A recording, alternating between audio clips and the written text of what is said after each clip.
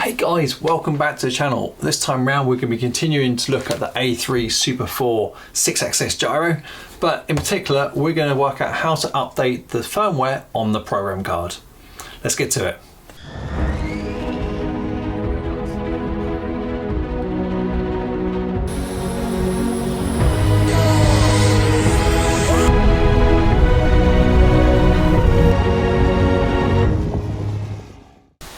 Okay, so the program card, if you don't know already, is a super convenient way which you can plug directly into gyro and get the gyro configured or make adjustments, particularly when you're down at the flying field.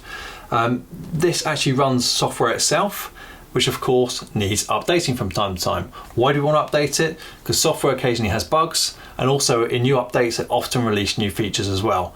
So let's get onto the HobbyEagle website and have a look at the latest version.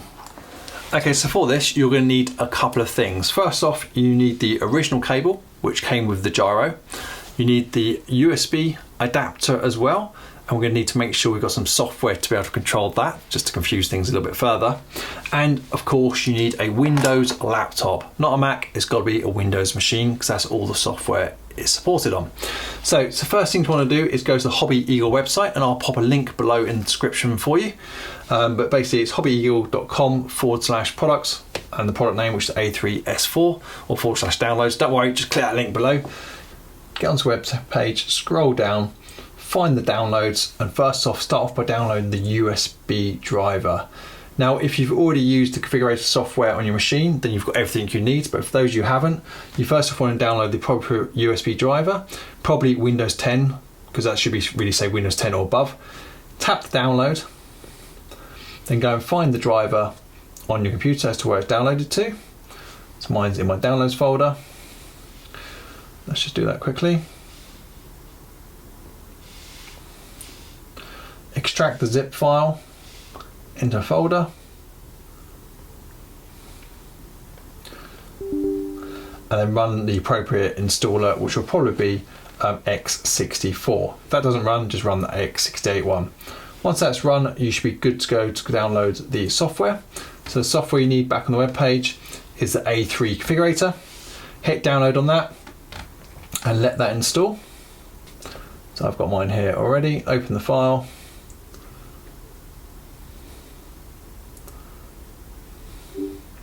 I've already pre-installed, but I'll show you the install process because I've done that earlier.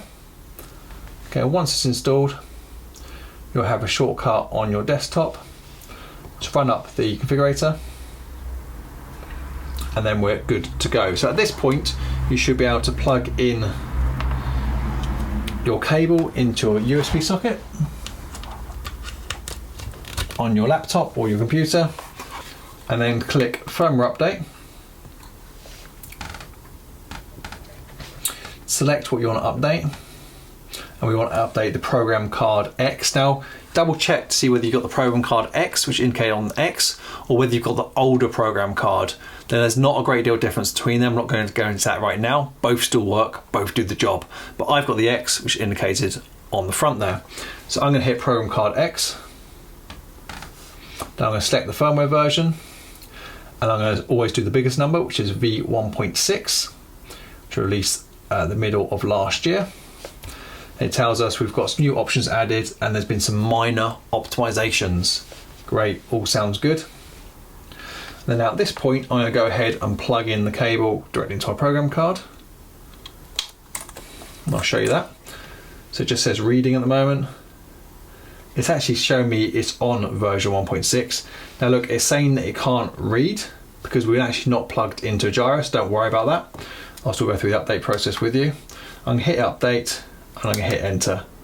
So now it's waiting for the update. So I've not pressed anything on the screen. I've just plugged it in, gone to the update button, hit go, and it says it's waiting for the firmware to be updated.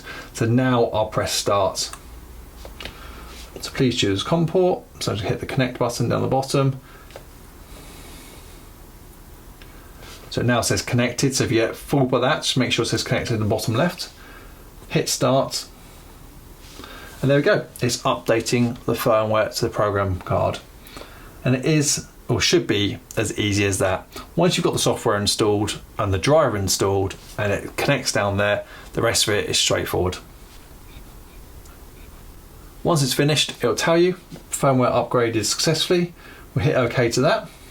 The card will go, itself will go back to the read failed warning, but don't worry about that. As long as that program card X V1.6 is showing at the top, we know we've got the latest firmware at the moment.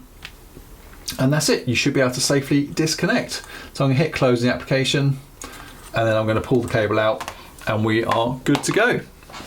Guys, so that was a super quick tutorial on how to update the firmware on the program card. I thoroughly recommend you go to the website and see what the latest version is, and see if that aligns up with what's showing when you plug in your firmware, when you plug in your program card. And if it's not, go ahead and update that firmware, because again, it sometimes includes new features, other times it will include bug fixes, or include both. So it's always worth being on the latest version of the software at all times.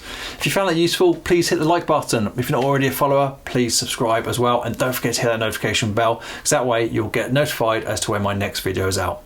Guys, thank you very much, and I'll see you next time around.